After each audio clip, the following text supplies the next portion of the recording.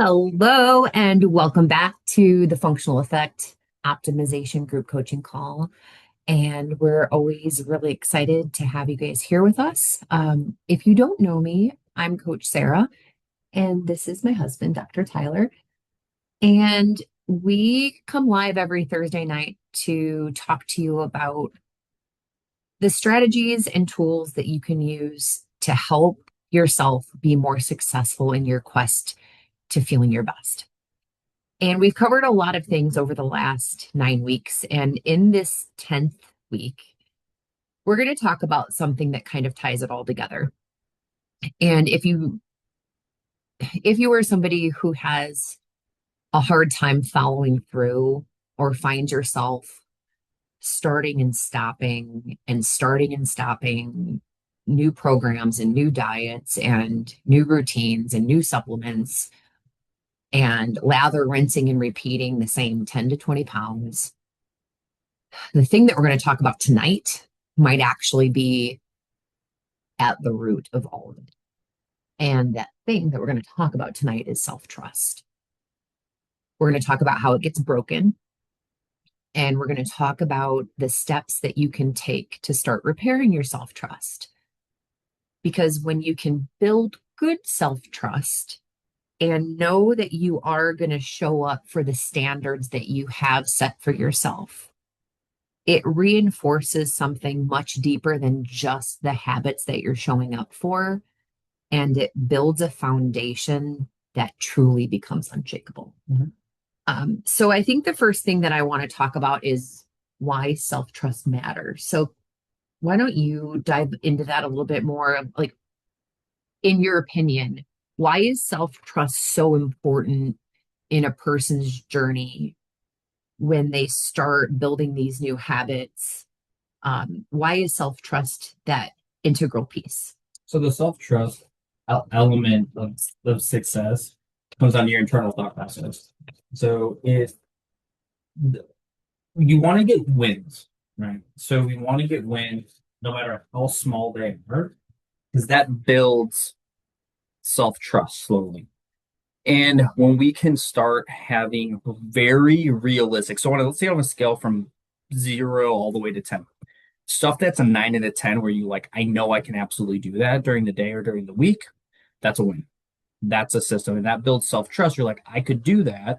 And this is maybe not something that we're going to think about consciously. It might be subconscious on this, but we know that we're winning in those small things, and they add up and they add up. So if that little win can turn into a little bit bigger win into a bigger win, because if you create the system correctly with small and growing larger, it will work better. But the problem comes down to making too big of goals, or too stuff that you can't see a 9 to 10. It may be a 4 or 5, and thinking that you're like, I'm going to be able to do it. But you're probably not there yet. It's too big of a jump, because that's going to start building some distrust with yourself. Because it results in you saying no to yourself. And it builds the habit of saying no versus building the habit of saying yes. Because it's not just that we're building the habit of eating more protein, or that we're building the habit of the bedtime routine, or that we're building the habit of getting more steps in. It's that you're building the habit of saying yes. And when we can operate on a gauge of self-trust, decision making becomes easier. It lowers your decision fatigue, which then results in you being more effective and more efficient and more successful, because the less decisions you have to make in a day, the easier it is for you to make the tough decisions well. Yeah, because decision fatigue is a real thing. And when you have stuff that's already planned out and you know you're successful, the bigger ones become significant. I mean, people talk about it being like, "Oh, I wear the same clothes every day," right? That's decision fatigue. They don't have to think about what they're going to wear. The pages don't, or they eat the same breakfast every morning. So like that, it's decision fatigue. They're minimizing that fatigue. And when you operate on a guise of self-trust, it also strengthens your identity. So we talked about weeks ago that core identity exercise. Sorry, that's our ice machine in the background. That core identity exercise where you narrow down the things that really matter to you and those values that you want to be living your life by. When you can show up and say yes to the elements that contribute to you becoming that person, it is not only going to strengthen the saying yes to yourself, but it's going to strengthen the very identity in which you stand on 10 toes down. And that's so important. Like we've talked about, when you have a strong identity and strong core values, it makes decision making even easier. And the other thing that it does is it builds this consistency that I don't care if you are, doing a really great job 1 or 2 days out of the week and really knocking it out of the park. But if you can say yes to doing 50% of that amount of work 7 days out of the week, that's going to trump 1 or 2 days of hitting it out of the ballpark.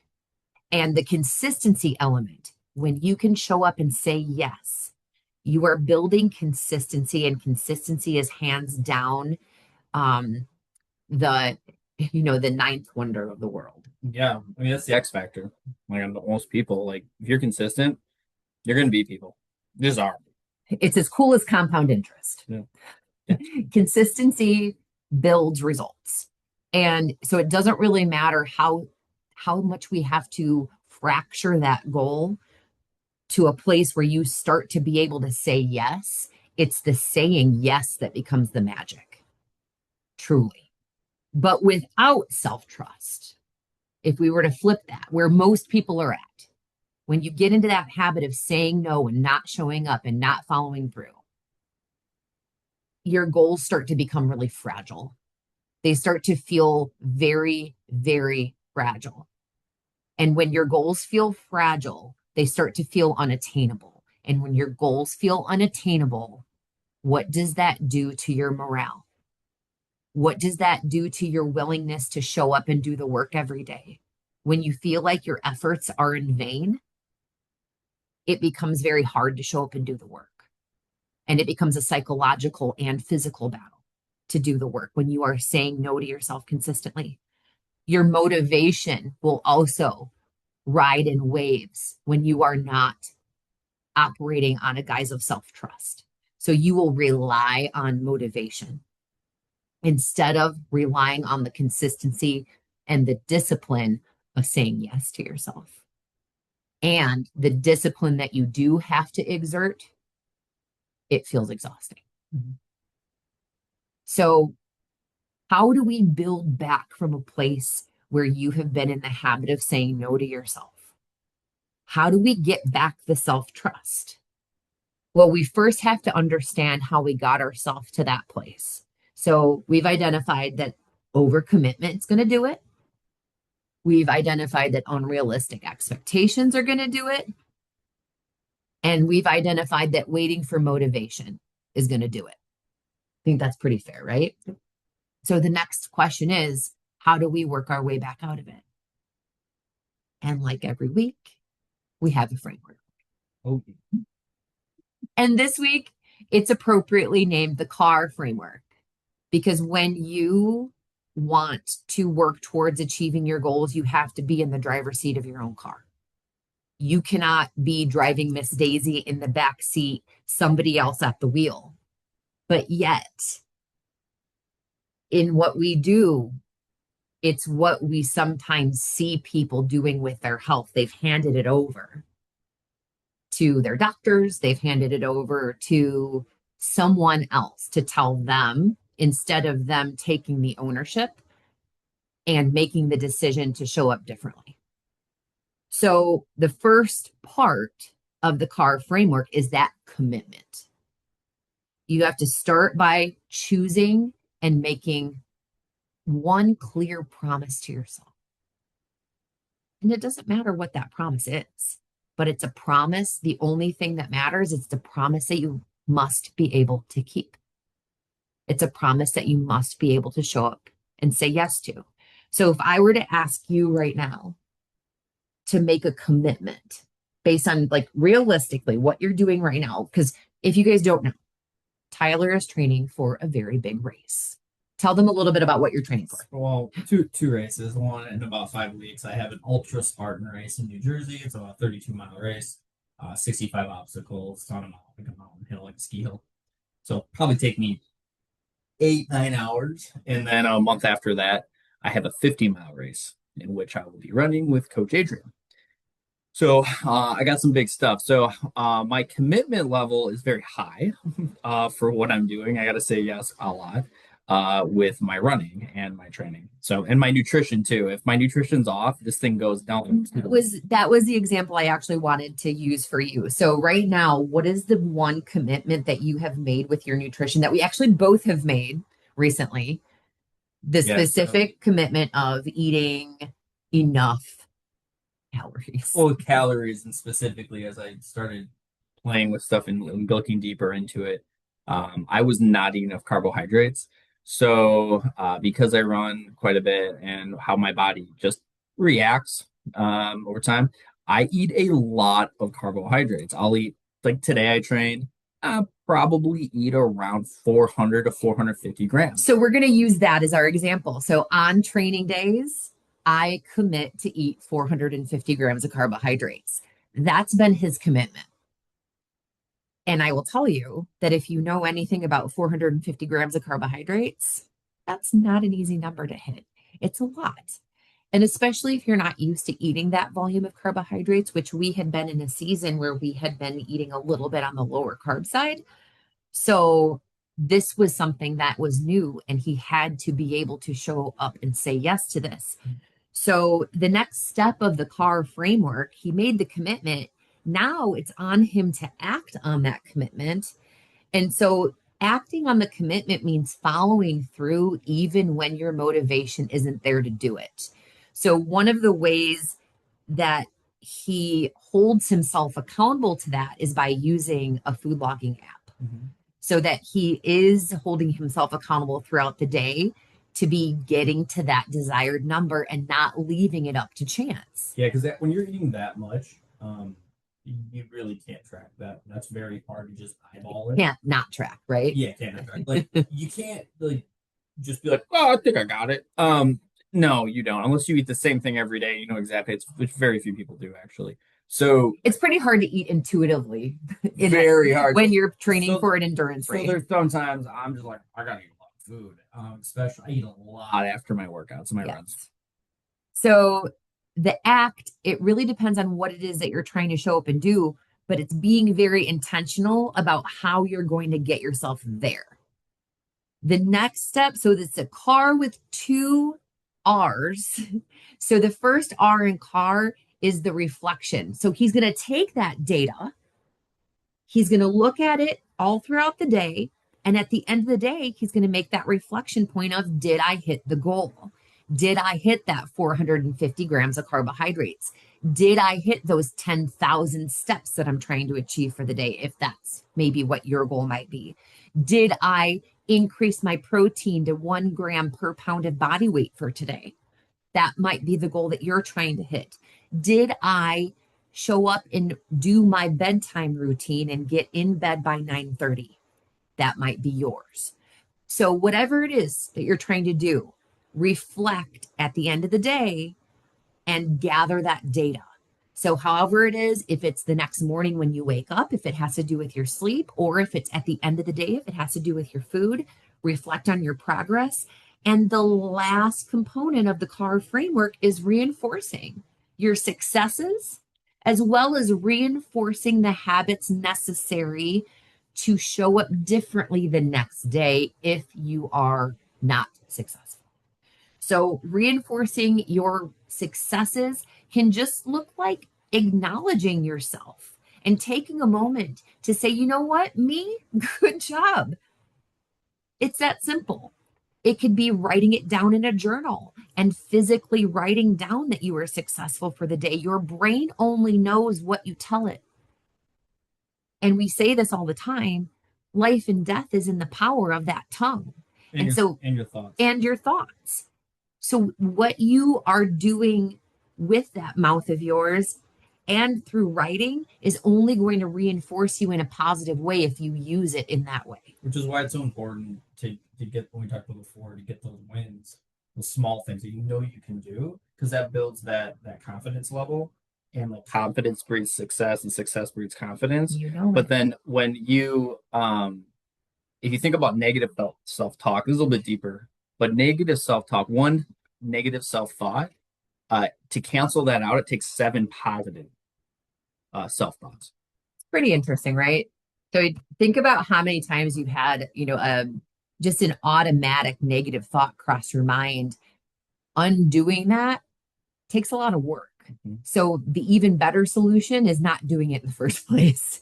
And that takes time and effort in doing the opposite. So don't expect yourself to flip that script overnight if you're used to engaging in negative self-talk. Give yourself grace, but resist the urge to write yourself a permission slip to stay where you're at if that is your reality.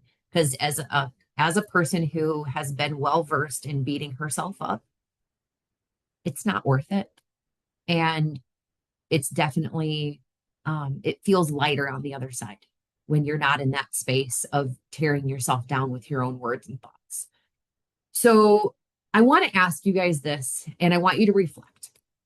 You can drop this in the chat if you're here with us live, or you can just write this down on a piece of paper for yourself. But what promises have you regularly broken to yourself? Whether it be lately, whether it be throughout your history, what are those promises? And what standards do you want to rebuild to? What does it look like for you to get back to a place where you're happy with the way you're showing up? And then what's one small commitment that you could make this week towards getting back to that? So I want you to take some time and reflect on those questions. And at the end of the day, I want you guys to remember that self trust is not going to be built through grand gestures.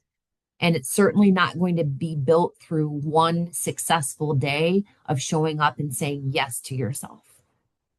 It's going to be built through the consistency of showing up day in and day out in such a way that you can practice the art and the skill of saying yes.